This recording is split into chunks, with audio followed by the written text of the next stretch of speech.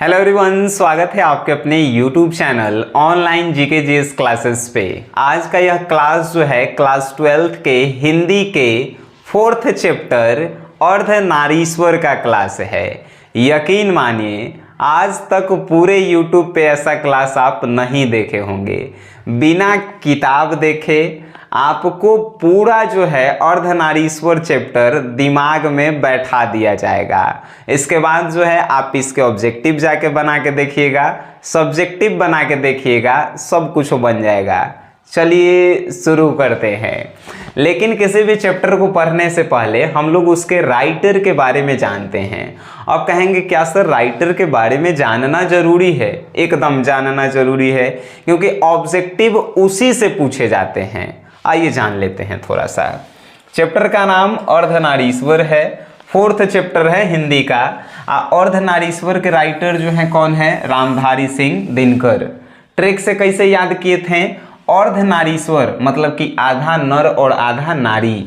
आइए देखिए तो राम जी, राधा जी, आधा नर नारी है कि नहीं? रामधारी सिंह दिनकर में याद हो गया। अर्धनारीश्वर आधा राम आधा राधा। रामधारी सिंह दिनकर। आइए जानते हैं। रामधारी सिंह दिनकर जी का जन्म जो है 23 सितंबर 1908 को हुआ है। याद रख लीजिए, ये क्वेश्चन अब की छपे वाला है। ठीक है, रामधारी सिंह दिनकर का जन्म जो है 23 सितंबर 1908 को हुआ है। मृत्यु जो है 24 अप्रैल 1974 को हुआ है। जन्म 23 सितंबर 1908, मृत्यु 24 अप्रैल 1974। याद हो गई। आगे बढ़ते हैं। जन्म स्थान जो है इनका सिमरिया बेगूसराय बिहार में है। बिहार के हैं रामधारी सिंह दिनकर। ठीक है, कहाँ? सिमरिया बेगूसराय से। बहुत सारे वहाँ से लोग भी हैं जो इस वीडियो को देख रहे हैं। इनके माता जी का नाम जो है मनरूप देवी है और इनके पिताजी का नाम जो है रवि सिंह है। र से रामधारी सिंह दिनकर जी और र से रवि सिंह जी। माता जी का नाम मनरूप देवी और इनका जन्म 23 सितंबर 1908। एगो बतवा मत भुलाना, 23 सितंबर 1908, काहे कि छपे वाला है। अब की पत्नी का नाम इनका जो है श्यामवती देवी है। अच्छा, पत्नी से हमारा नाम याद आया। जयप्रकाश नारायण जी के पत्नी का नामवा है? कमेंट बॉक्स में तनी लिख देना अब वही। ठीक है, आगे इनकी शिक्षा जो है 1928 में ये मैट्रिक किए। जिसे इनकी प्रारंभिक शिक्षा जो रही 1 से लेके 9 तक वो इनकर गाँव में हुआ। और ये मैट्रिक भी जो है अपने गाँव से किए 1928 में। उसके बाद इंटर किए। बीए जो है 1932 में किए, हिस्ट्री ऑनर्स से थे। ठीक है सर, आगे बढ़ते हैं। वृत्ति मीन्स इन्होंने अपने जीवन में क्या अच्छा काम, जिसे कौन कौन जो है नौकरी किए, अच्छा काम किए। तो ये जो है प्रधान अध्यापक बने। कोनो एगो स्कूल है, ठीक है, उतना नहीं आपसे पूछेगा, लेकिन पूछेगा कि कौन लेखक जो है प्रधान अध्यापक बने? रामधारी सिंह दिनकर जी। ये जो है हिंदी के प्रोफेसर भी बने और उस विश्वविद्यालय का नाम था बिहार विश्वविद्यालय, यानी बिहार यूनिवर्सिटी। प्रश्न आपसे पूछेगा बिहार यूनिवर्सिटी के निम्नलिखित में से कौन लेखक जो हैं प्रोफेसर रहे हैं? रामधारी सिंह दिनकर जी। नेक्स्ट प्रश्न कि इनकी पहली कविता छात्र सहोदर जो है 1925 में प्रकाशित हुई थी। इहो एगो प्रश्न आपकी छपे वाला है। अच्छा, बार बार हम ये बोल रहे हैं, आप कहेंगे कि बोर्ड अध्यक्ष हैं कि बोल रहे हैं। एक्सपीरियंस, अनुभव मेरे दोस्त। ठीक है, तो छात्र सहोदर जो है 1925 में इनकी पहली कविता जो है प्रकाशित हुई। यहाँ पे इनकी पहली कविता छात्र सहोदर थी, लेकिन एगो कविता के बुक था जेकर नाम था प्रणभंग। ई जो है 21 वर्ष की आयु में प्रकाशित किए 1929 में। पहल का कविता छात्र सहोदर 1925 में प्रकाशित किए। आ कविता के एगो किताब लिखे जिस किताब का नाम रहा प्रणभंग, वो 21 साल की आयु में प्रकाशित किए 1929 में। Most important question. आगे बढ़ते हैं मेरे शेरों, बड़ी मजा आपको आएगा इस चैप्टर में। आगे देखें कृतियां, किताब में देखिएगा तो एकदम मार खाने के लिखल है चैप्टर किताब कविता और कहानी, लेकिन वह जो आपसे पूछेगा। आइए, प्रणभंग के लेखक कौन है? रामधारी सिंह दिनकर। रेणुका के लेखक कौन है? रामधारी सिंह दिनकर। आ कब लिखल गया प्रणभंग? 1929 में। रेणुका 1932 में। इतना नहीं पूछे, खाली ऐसे पूछे प्रणभंग के राइटर कौन है? रामधारी सिंह दिनकर। रेणुका के राइटर कौन है? रामधारी सिंह दिनकर। हुंकार के राइटर कौन है? रामधारी सिंह दिनकर। कुरुक्षेत्र के राइटर कौन है? रामधारी सिंह दिनकर। हारे को हरिनाम के लेखक कौन है? रामधारी सिंह दिनकर। आ हई एगो बड़ी इंपॉर्टेंट है उर्वशी, ई लगे थे कि पूछ देवे। उर्वशी के लेखक कौन है? रामधारी सिंह दिनकर। ये जितने भी अभी हमने नाम लिया ये सब जो है कविता है। ठीक है मेरे दोस्त, आगे चलते हैं। मिट्टी की ओर जो है ये एगो कहानी लिख लथिन। अब ये जो है 1946 में प्रकाशित हुआ। अर्धनारीश्वर जो आप पढ़ रहे हैं ये 1952 में लिख ले थे। ठीक है सर। अब जो है आपसे एगो प्रश्न भी पूछेगा कि अर्धनारीश्वर का है? अर्धनारीश्वर निबंध बा, निबंध। ठीक है, कहीं कहीं ललित निबंध भी लिखा रहता है, याद रखिएगा। चलिए, इनको पुरस्कार और सम्मान कौन सा मिला ये याद रखिएगा। संस्कृति के 4 अध्याय के लिए रामधारी सिंह दिनकर को साहित्य अकादमी पुरस्कार मिला था। उर्वशी के लिए जो 1961 में इन्होंने कविता लिखा उनके लिए ज्ञानपीठ पुरस्कार इन्हें मिला था। सबसे महत्वपूर्ण क्वेश्चन, कौन से ऐसे लेखक हैं जिन्होंने राष्ट्र कवि के रूप में पहचान बनाया? या क्वेश्चन ऐसे भी पूछेगा, निम्नलिखित में से कौन से लेखक राष्ट्र कवि हैं? रामधारी सिंह दिनकर। र से रामधारी सिंह दिनकर, उनकर बाबू के नाम र से रवि सिंह, उनकर जो है काची पहचान मिला तो र से राष्ट्र कवि का पहचान मिला। बहुत बढ़िया। अब जो है हमनी के आएंगे चैप्टर पे। चैप्टर पढ़े से पहले हम आपको समझा देना चाहते हैं कि चैप्टर में कहल का गईल है। इस चैप्टर का नाम है अर्धनारीश्वर। यानी इस चैप्टर में बताया गया है कि पहले पुरुष और महिला जो है समान थी, यानी एक समान थी, लेकिन अब आदमी पुरुष को अलग कर देले है, महिला को अलग कर दिया है। इसी पे निबंध लिखे रामधारी सिंह दिनकर जी। अब बढ़िया से हम लोग इस कहानी को पढ़ेंगे। कहानी शुरू होता है, अर्धनारीश्वर शंकर और पार्वती जी का कल्पित रूप है। कल्पित रूप कहने का मतलब शंकर जी और पार्वती को मिलाकर एक मूर्ति बनाया गया और उसका नाम दिया गया अर्धनारीश्वर।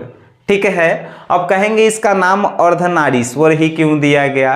अर्धनारीश्वर कहने का पीछे था कि नर और नारी दोनों समान है। अगर नर है तो नारी है और नारी है तो नर है। जैसे अभी हमनी के सरकार कहती है कि लड़का और लड़की दोनों एक समान है। ठीक है सर, आगे बढ़ते हैं इस कहानी में। आगे कहा गया है कि नर जो है, ये अर्धनारीश्वर का जो मूर्ति है वो एके गो मूर्ति है और वो एगो मूर्ति के जो है 2 गो आँख है। एक आँख जो है रसमयी है तो दूसरा आँख विकराल है, मतलब डरावना है। एक के मूर्ति है जेकर 2 गो हाथ है। एगो हाथ जो है चूड़ी से भरा हुआ है, आलता रंग से उसके जो है, आलता रंग समझते हैं ना, गांव में जो है गोड़ हाथ रंगने के लिए महिलाएं यूज करती है। तो एगो हाथ जो है चूड़ी से और आलता रंग से जो है एकदम सुशोभित है, मतलब कि सजल है। तो वहीं दूसरी हाथ में जो है त्रिशूल है। आगे कहते हैं, एक ही मूर्ति के 2 गो पैर है। एगो पैर जो है साड़ी से ढका हुआ है तो एगो पैर बाघ के छाल से ढका हुआ है। आगे इस कहानी में कहा गया है कि नर और नारी दोनों समान हैं। नर के गुण जो है नारी में पाए जाते हैं और नारी के गुण जो है नर में पाए जाते हैं। और अगर नर के गुण नारी में पा जाए तो नर जो है सौभाग्यशाली हो जाता है, और नारी के गुण जो है नर में पावे, नर के गुण नारी में पावे। नर नारी समझ रहे हैं ना, नर मतलब पुरुष, नारी मतलब महिला, तो दोनों जो है सौभाग्यशाली हो जाता है। ये जो है नर और नारी में गुण के बात हुआ। लेकिन आजकल के ज़माने में ऐसा कुछ भी नहीं होता है, लेखक ऐसा कह रहे हैं। किंतु आजकल के गुण नहीं पाए जाते हैं क्योंकि नर और नारी दोनों समाज से घबराते हैं। एग्जाम्पल से तनी समझते हैं। नर और नारी आजकल के ज़माने में नर जो है नारी के गुण नहीं लेना चाहता है। जैसे हम पुरुष हैं आ घर में हम खाना बनावे लगेंगे, घर में जो है कपड़ा फींचे लगेंगे, तो हमारे समाज के लोग हमरा जिए नहीं देगा, कहे कि बस औरतियन लेखा करे लगा। तो वो है, तो आज हम लोग जो हैं, नर जो है नारी के गुण को नहीं अपना सकता है और ना ही नारी किसी नर के गुण को अपना सकता है, क्योंकि वे सभी लोग जो हैं समाज से घबराते हैं कि समाज के लोग हमको जो है क्या कहेगा, और समाज हम लोगों को जीने नहीं देगा। आगे कहते हैं लेखक कि गुणों में बंटवारा करते समय पुरुषों ने नारियों से उनकी राय कभी नहीं पूछी। जैसे नर और नारी को जब बांटा गया तो नर जो है कभी भी महिला से नहीं पूछा कि तुमको ये काम हम दे रहे हैं और हम जो है खुद ये काम कर रहे हैं। नर जो आदमी है यानी पुरुष जो है, उसने हमेशा अपने आप को वृक्ष कहा और महिलाओं को जो है लता कहा।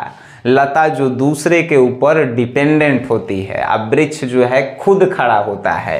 तो पुरुष अपने आप को वृक्ष कहा और महिलाओं को लता कहा।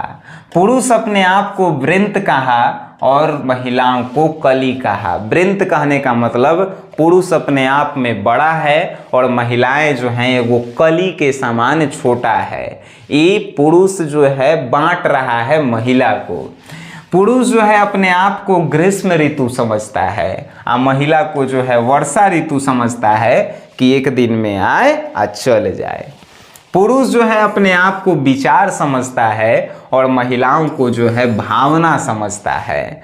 पुरुष अपने आप को खेत में कुदाल चलाने वाला समझता है और महिलाओं को अछोरना पछोरना समझता है। अछोरना पछोरना कहने का मतलब पुरुष जब खेत को कुदाल से कोड़ देता है तो उसको बराबर करने का काम महिला करती है, उसी को अछोरना पछोरना कहते हैं। पुरुष अपने आप को जो है नदी के बेगम में प्रवाह को कहता है पुरुष कि हम वो नदी के धारा हैं जो बिना कोई के प्रवाह किए हुए बहते हैं। अब महिलाओं को जो है नदी का लहर समझता है कि एक बार आता है और खत्म हो जाता है। पुरुष अपने आप को राजा समझता है और उस राजा की शोभा बढ़ाती है महिला।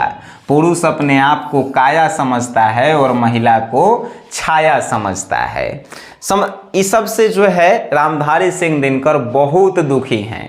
कह रहे हैं कि पुरुष जब बांट रहा था काम तो वो महिला से काहे नहीं पूछा। काम महिला से वो पूछा कि हम तुमको लता समझ रहे हैं, नहीं समझ रहे हैं। तो यही बात से रामधारी सिंह दिनकर जो है काफ़ी ज़्यादा दुखी हैं। उन्होंने आगे का कहा तनी समझते हैं। उन्होंने आगे कहा कि अगर आदि मानव इस पृथ्वी पे होते तो वो काफ़ी ज़्यादा चिंतित होते। काहे कि जब आदि मानव इस पृथ्वी पर थे तो वो पुरुष को ना ही अलग बांटे थे ना ही महिला को अलग बांटे थे। जब वो लोग शिकार करे जाते थे पुरुष महिला दोनों एक साथे जाते थे। जब वो लोग खाना के जुगाड़ करे जाते थे तो एक के साथे जाते थे। जब वो लोग दोनों काम करे जाते थे तो एक के साथे जाते थे। लेकिन आजकल के जो है ये सब आदमी मतलब हमर कहे का मतलब सब कोई पुरुष और महिला को जो है बांट दिया है, उसके कामों को बांट दिया है। अगर आदि मानव आज होता तो वो दुख से मर जाता कि यार हम तो ये सब नहीं करके गए थे, पुरुष को नहीं बांटे थे, महिला को नहीं बांटे थे, ये आजकल के लोग का बांट दिया है। आगे कहते हैं कि नारी की पराधीनता कृषि के आविष्कार के बाद होना शुरू हो गया। एगो प्रश्न भी आपसे किताब में पूछेगा कि नारी की पराधीनता कब से शुरू हुई, मतलब कि नारी को कब से समझने लगा आदमी। तो रामधारी सिंह दिनकर कहते हैं कि नारी की पराधीनता जो है जब कृषि के विकास हुआ उस समय से समझने लगा कि नर जो है खेत में कुदाल चलाएगा तो नारी जो है उसमें बराबर करेगी मिट्टी।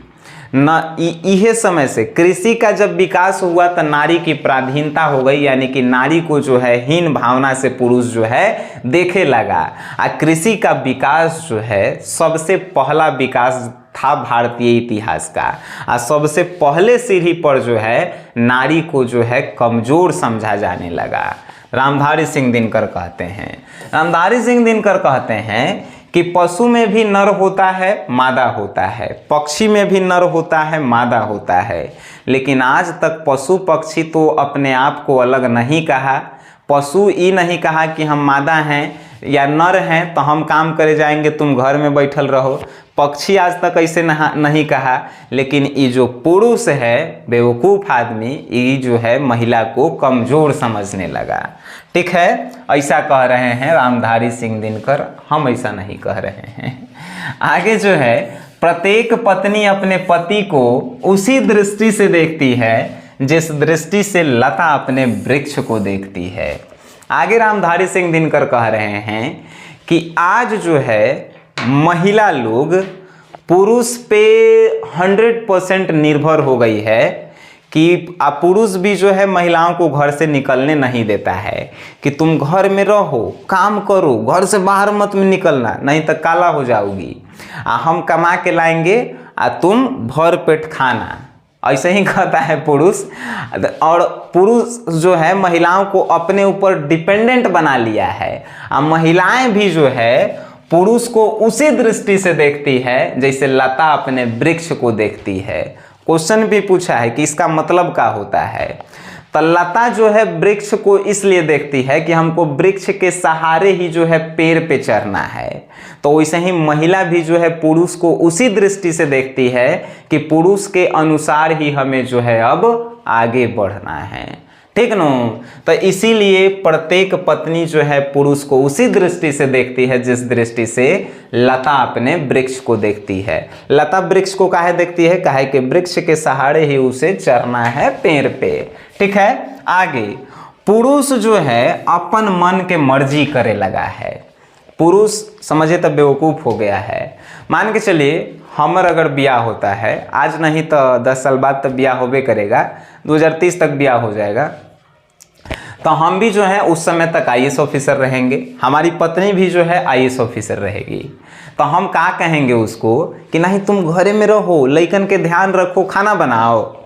हम कहेंगे कि आप भी जाइए काम करे, हम भी काम करे जाते हैं, कमा के लाएंगे, ज़्यादा पैसा कमा के लाएंगे हम लोग, है कि नहीं? तो हम अपन मर्जी कहीं नहीं चलाएंगे। होना भी चाहिए। इसे रामधारी सिंह दिनकर ही खुद बात कह रहे हैं ना, इसलिए तो उन्होंने चैप्टर लिखा है, हम वो ऐसा ही करेंगे। तो पुरुष जो है अपने मन की जो है मर्जी करने लगा है कि नहीं हम ही कमाए जाएंगे, तोरा घर में रहेला है, ऐसे करता है सब। आगे जो है कह रहा है कि जो पुरुष जो है प्रवृत्ति मार्गी हुए, उन्होंने नारी को अपनाया। प्रवृत्ति मार्गी वाले पुरुष जो है समझते हैं कि नारी ही जो है हमारी सुख सुविधा है। अब आपके मन में एगो प्रश्न आ रहा है कि सर बताइए तो ये प्रवृत्ति मार्गी मतलब क्या होता है? प्रवृत्ति मार्गी मतलब उस पुरुष को कहते हैं जो पुरुष कमाता है, खाता है, अपन घर के ख्याल रखता है, और जो सन्यासी नहीं बनता है। सन्यासी जो नहीं बनता है उसको हम लोग कहते हैं प्रवृत्ति मार्गी। लेकिन जो आदमी सन्यासी बन जाता है उसे हम लोग कहते हैं निवृत्ति मार्गी। ठीक है, मतलब कि बियाह हुआ कर लिया, निवृत्ति मार्गी सन्यासी जो बनता है, मेहरारू के जो है छोड़ के चल गया, उसको जो है हम लोग कहेंगे निवृत्ति मार्गी। ठीक है, आइए तनी समझते हैं। आगे कह रहे हैं रामधारी सिंह दिनकर कि जो पुरुष प्रवृत्ति मार्गी हुए, उन्होंने नारियों को अपनाया, नारियों को जो है समझता है कि नारी जो है हमारी सुख की जो है वो सब ख्याल रखे वाली है। लेकिन जो निवृत्ति मार्गी हुए वो ब्याह शादी करके जो है औरत को जो है छोड़ दिए और सन्यासी बन गए। सन्यासी बन गए, उन्होंने यह सोचा भी नहीं कि जिससे हम शादी किए हैं उसका क्या हाल होगा। और महिलाएं भी जो है इस पे आज तक कोई बात नहीं की। और महिलाएं भी समझती है कि हमारे जो पुरुष हैं सन्यासी बन गए, उसके पीछे मेरा ही कुछ दोष होगा, मेरा ही अंदर कोई कमी होगा जिसके कारण वो जो हैं सन्यासी बन गए। ऐसा महिलाएं भी सोचती है। ठीक है, ये हमारी समाज की जो है कल्पनाएं हैं सर। लेकिन दो गो जो है महान व्यक्ति रहे, एक थे गौतम बुद्ध और एक थे महावीर।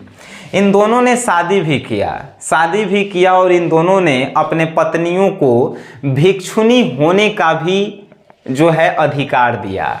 अब भिक्षुनी का होता है, ये भी जो है आपके मन का एगो जो है बहुत बढ़िया प्रश्न है।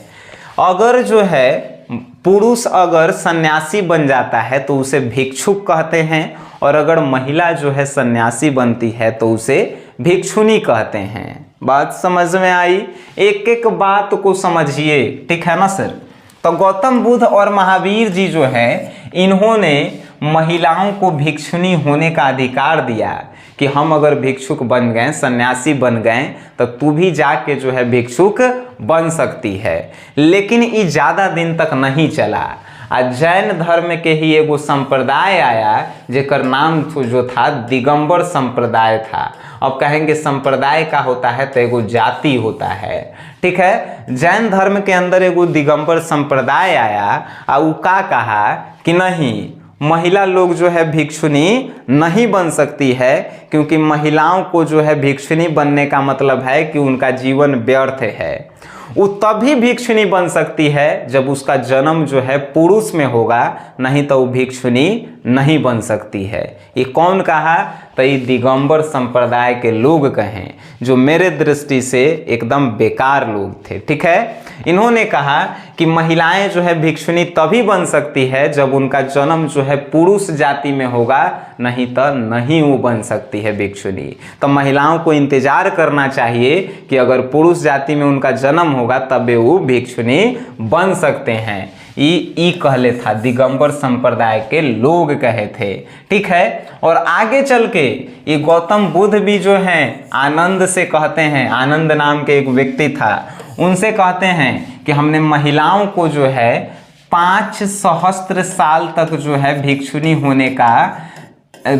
होने का जो है जो समय दिया था, अब उसको घटा के 5 साल कर दिया गया है। 500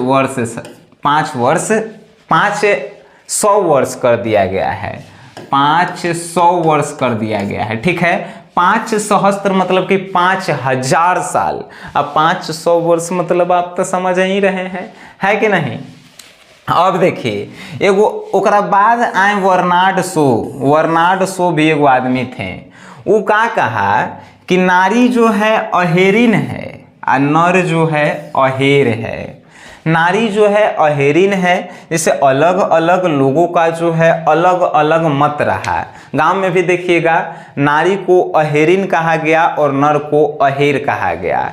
इसका मतलब कि नारी जो है नर पे ही डिपेंडेंट है और नर जो है नारी पे डिपेंडेंट नहीं है।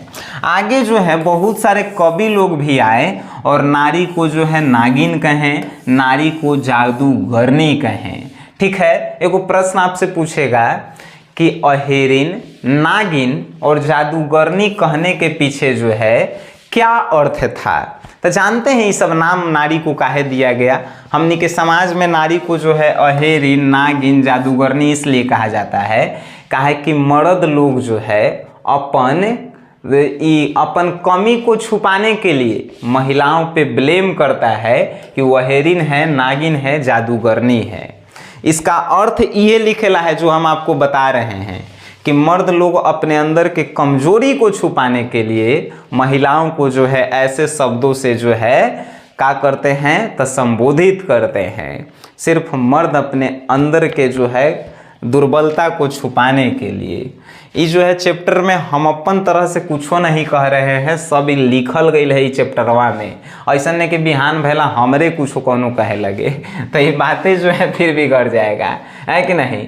फिर उसके बाद एगो कवि प्रेमचंद्र आए। वो प्रेमचंद्र का कहे जानते हैं कि अगर कोनो पुरुष नारी के गुण को ग्रहण कर ले, मान के चलिए हम पुरुष हैं आ कोनो नारी के गुण अगर हमरा में आ जाए तो हम देवता बन जाएंगे।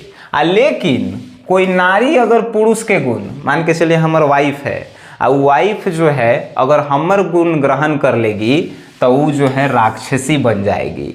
ये कौन कहलथिन? पढ़ल लिखल एगो कवि प्रेमचंद्र कहें।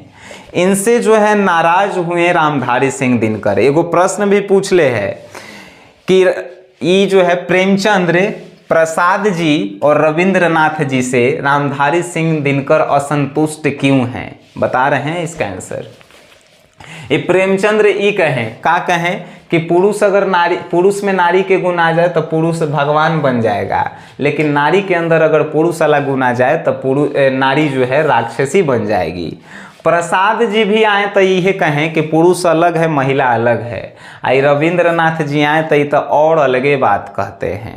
ये कहते हैं कि नारी जो है नर के ऊपर डिपेंडेंट है, माने कि कोई महिला जो है पुरुष के ऊपर डिपेंडेंट है।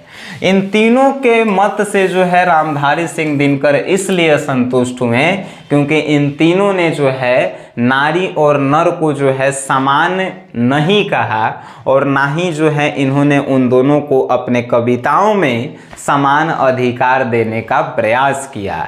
इन्होंने हमेशा दोनों में अलगाववाद का बात किया है।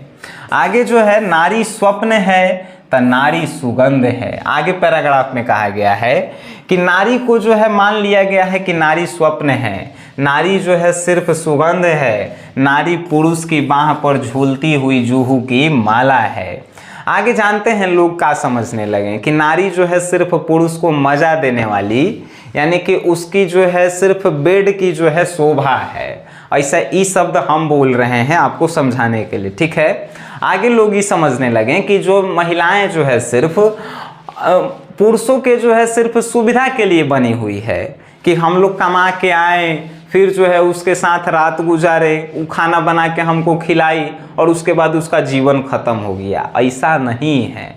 नारी जो है ना, उन्हीं से हम लोगों का अस्तित्व है और उन्हीं से हम लोग इस पृथ्वी पे भी हैं। इस बात को भूलना नहीं चाहिए लोगों को। नारी को सिर्फ स्वप्न कहा गया, नारी को सुगंध कहा गया, नारी को समझा गया कि सिर्फ जो है पुरुष की बाह पे जो झूलता हुआ माला है वो सिर्फ जो है नारी है। पुरुष नारी से यह कहने लगा कि तुम्हें घर से, आगे जो है कवि कहते हैं कि पुरुष लोग जो है नारी से ही कहने लगा कि तुमको घर से निकलने का क्या जरूरत है, हम तो काफ़ी हैं कमाने के लिए, हम कमाएंगे, तुम घरे घरे बैठल खर्चा करो और तुम अपन बाल बच्चा के जो है ख्याल रखो। ये काहे कहता है पुरुष? काहे कि पुरुष नहीं चाहता है कि हमर औरत जो है यानी महिला जो है ओकरा जो है धूप में निकले तक काला हो जाए, वो जो है किसी से बात कर ले तो वो हमको जो है अच्छा नहीं लगेगा। यह बतवा हमको पर्सनली जो है खराब लगता है। अब मान के चलिए हम किसी लड़की से जो है नहीं वो तोनी के उल्टा समझ जाएगा, जैसे बात फिर से समझाते हैं। हमारा जो है कोनो से ब्याह हुआ 2030 में, अब जो है हम उसको कहेंगे कि नहीं, हम तो कहेंगे तभी तुम जाना किसी से मिलने, हम कहेंगे तभी तुम खाना खाना, हम कहेंगे तभी तुम जो है बाथरूम जाना। ये बात चलेगा? ये बात जो है अपने आप में शर्म की बात है कि नहीं? ये शर्म की बात है। और ना पुरुष जो है अपनी गलतियों को छुपाने के लिए नारी को कहने लगा कि नहीं, तुम तो घरे में रहो, तुम घर से बाहर मत निकलो, घर का काम तुम्हारे लिए बना है, तुम जो है सिर्फ अपने बाल बच्चों का ख्याल रखो। ये है पुरुष जो है नारी को खेलने की वस्तु समझने लगा। किताब में लिखल है क्रीडा, ठीक है ना, संस्कृत में बोलते हैं, क्रीडा की वस्तु समझने लगा, खेलने की वस्तु समझने लगा। पुरुष किसको? नारी को। समझिए कितना जो है अत्याचार किया गया होगा नारियों पे। पुरुष इतना कठोर हो गया कि युद्ध में अपने खून बहाते समय पुरुष को जो है इतना का कहल जाए, पुरुष इतना कठोर हो गया सब कि कहीं युद्ध पे जाता है सब, कौनों से लड़ाई करता है सब, तब खून बहाते समय एक बार भी ये नहीं सोचता है कि हम जेकरा से बियाह किए हैं, जिसको सिंदूर लगा के आए हैं, किताब में ये सब लिखल है, जिसको सिंदूर लगा के आए हैं, वो जो है कैसे जिएगी मेरे मरने के बाद। और महिलाओं को भी का ये अधिकार नहीं है कि मेरा पुरुष जो है जहाँ पे लड़ने जा रहा है, खून बहाने जा रहा है, वो मेरा सिंदूर का जो है लाज रखे, उसके साथ हम भी जाएं। ऐसा महिलाओं को तो करना चाहिए ना, ये भी करना चाहिए। तो यह जो है रामधारी सिंह दिनकर कह रहे हैं कि पुरुष अगर युद्ध में जाता है तो उसको इतना भी कठोर नहीं बनना चाहिए कि उसके घर पे जो है महिला इंतजार कर रही है तो वो जो है उसके बारे में क्या ख्याल है, और महिलाओं को पुरुषों के बारे में क्या ख्याल है कि उनका सिंदूर जो है सलामत कैसे रहे, उनको कैसे रखा जाए।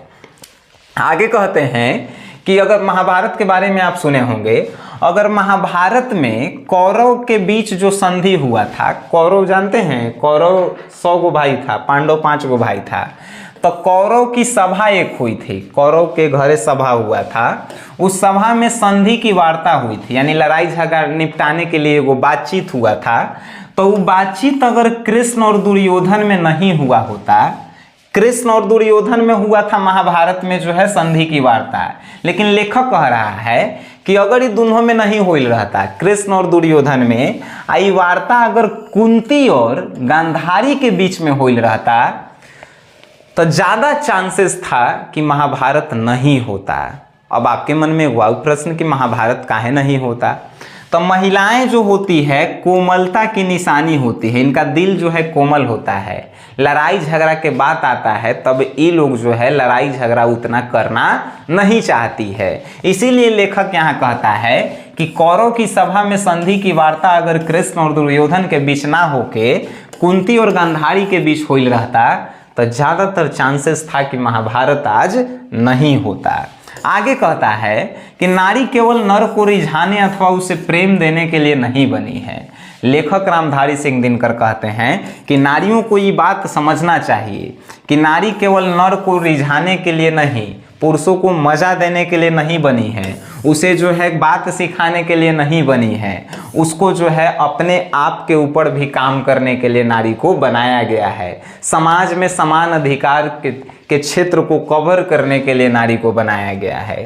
प्रत्येक नर को एक हद तक नारी, आगे लेखक कहते हैं कि प्रत्येक नर को जो है अपने अंदर नारी के गुण अपनाना चाहिए और प्रत्येक नारी को अपने अंदर नर के गुण को अपनाना चाहिए। ठीक है।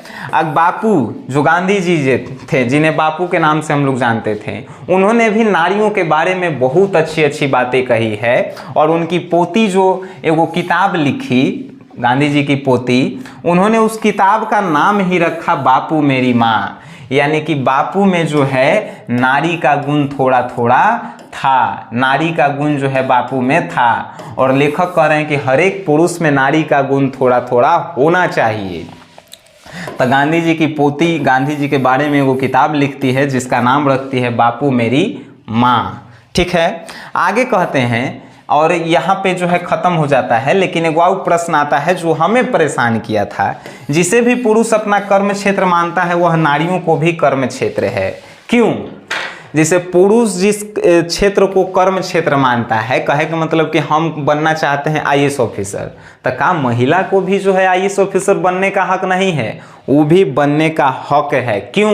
कहे कि अर्धनारीश्वर में जो है नर और नारियों दोनों को जो है समान बताया गया है और एक्चुअल में नर और नारी समान है।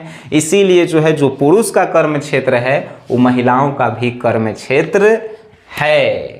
बात समझ में आई? ये पूरा चैप्टर खत्म हो गया। इस चैप्टर में आप मज़ा किए होंगे, मज़ा लिए होंगे और मज़ा दिए होंगे।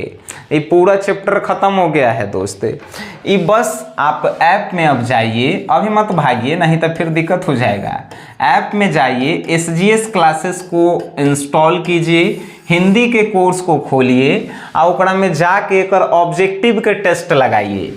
ऑब्जेक्टिव के टेस्ट लगाइए तो तनी आपको देखते हैं कितना में कितना नंबर आप लाते हैं। उसके बाद जो है सब्जेक्टिव के जो है क्वेश्चन आंसर देख लीजिए। ठीक है। आप पूरा ये चैप्टर खेला खत्म हो जाएगा। ठीक है, वीडियो आप देखे हैं, अच्छा लगा है तो अपन वो दोस्त तक शेयर कीजिए जिसको आप दिल से चाहते हैं। ठीक है, वीडियो देखें उसके लिए धन्यवाद।